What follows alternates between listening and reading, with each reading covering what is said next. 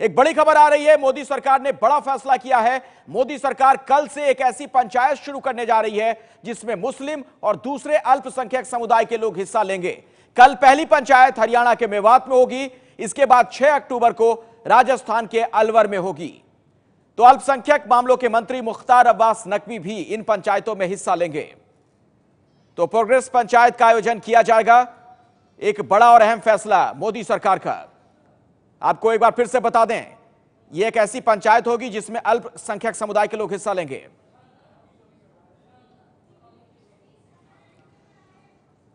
मोदी सरकार के अल्पसंख्यक मामलों के राज्य मंत्री मुख्तार अब्बास नकवी का यह कहना है कि अब वोटों की नहीं, विकास की बात होगी।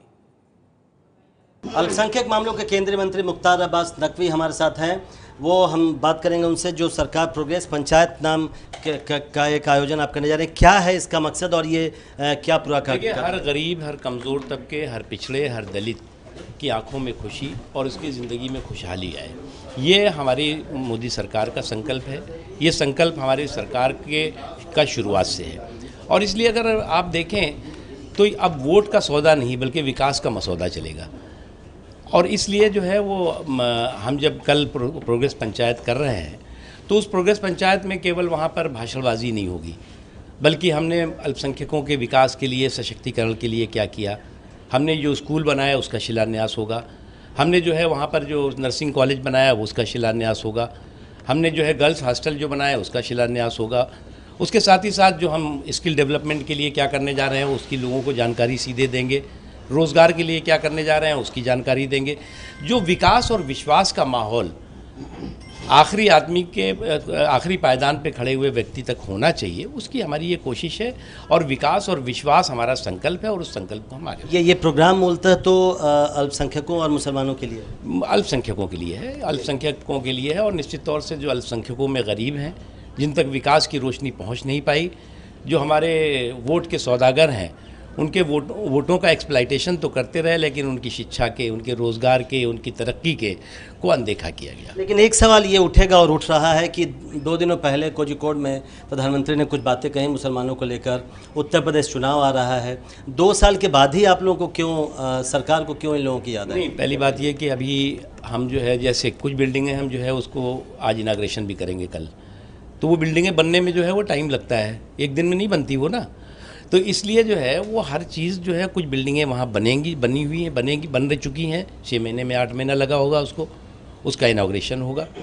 अगर अस्पताल बने हैं तो उसको इनाग्रेट करेंगे, अगर स्कूल बना है तो उसको इनाग्रेट करेंगे। उत्तर प्रदेश चुनाव से इसका कोई लेना देना नहीं? बिल्कुल, उत्तर प्रदेश में हम उत्तर प्रदेश में पहले करते उत्तर प्रदेश। और देखिए, हमने एक बात बहुत साफ कही कि वोट के सौदे पर विकास का मसौदा हावी हो चुका है और इसलिए विकास के मसौदे के साथ हम आगे बढ़ रहे हैं और इस विकास को ही हम आगे लेकर चलेंगे और डेवलपमेंट ही किसी भी डिस्ट्रक्टिव एजेंडे को डोमिनेट करें। क्योंकि शिवसेना ने कहा कि खुशामद की ज़रूरत क्या पड़ी प्रधानमंत्री के बयान पर, उनका आज अब उन्होंने क्या कहा मैं उस पर कोई टिप्पणी नहीं करूँगा। हमें अपना काम करना है, हम अपना काम कर रहे हैं। बहुत बहुत शुक्रिया। तो मुख्तार अब्बास नकवी, अल्पसंख्यक मामलों के मंत्री, उनका कहना है कि जो सरकार की जो योजनाएं हैं वो अल्पसंख्यकों और खासकर उनमें गरीबों तक पहुँचे, उसकी योजना है। चुनाव से या वोटों से इसका कोई लेना देना नहीं।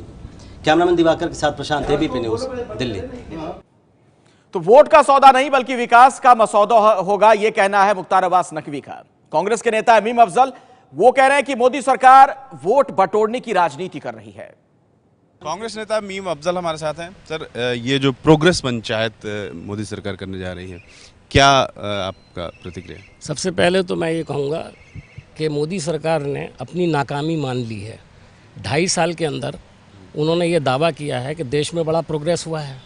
अगर वो अलग से मुस्लिमानों की या अक़लियतों की प्रोग्रेस पंचायत कर रहे हैं तो ये बात बिल्कुल तय है कि उन्होंने मान लिया कि उनका प्रोग्रेस नहीं हुआ और अब प्रधानमंत्री को इसमें मदाखलत करनी पड़ी। और पिछले 2-2.5 साल के अंदर जिस तरह से उनके तकरीबन 1 दर्जन लीडरों ने अक़लियतों को, ख़ासतौर पर मुसलमानों को जिस तरह से निशाना बनाने का काम किया है, क्या उसके बाद आज मोदी जी को अपना आधा टर्म पूरा करने के बाद इस बात का ख्याल आया कि उनकी प्रोग्रेस की ज़रूरत है?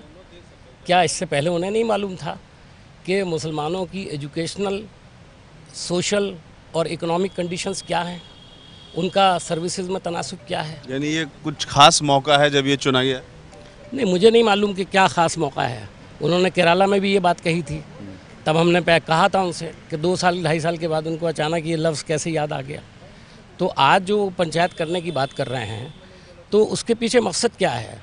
पहले तो वो कबूल करें कि हाँ, उनके दौर में मुस्लिम्स के लिए और अदर माइनॉरिटीज़ के लिए कोई काम नहीं हुआ है, बल्कि नेगेटिव काम हुआ है।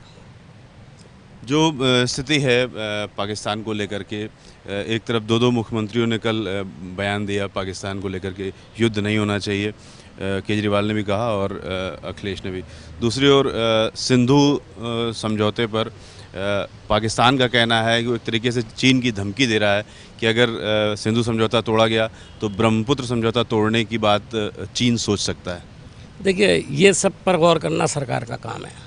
मैं सिर्फ इतना कह सकता हूँ कि कुछ ऐसे कदम हैं जो उठाए जा सकते हैं।